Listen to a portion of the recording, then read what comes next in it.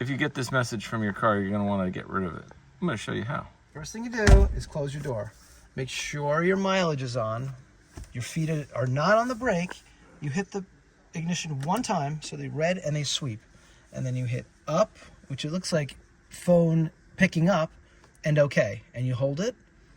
Bam, it comes up right there. That menu, you arrow down to assist plus okay. And then you should go, you hit okay. Oh, it says to switch on the ignition. Okay, switch it on. Okay, is it going to ask me to reset or what?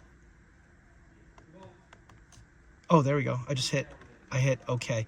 And then you can either choose full service or service data. I'm going to hit full service. I'm going to do confirm service. Yes, I did it. That's why I'm doing it. Yes, I did it. This is like telling your kid 3 times. Yes, I confirm that I did it. And there you go.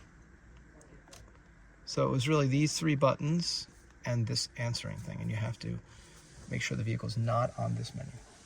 So now we can back out, go to home. And that should reset the service B message. Home. Okay. And that's how to do an oil service on your GLC 43 AMG.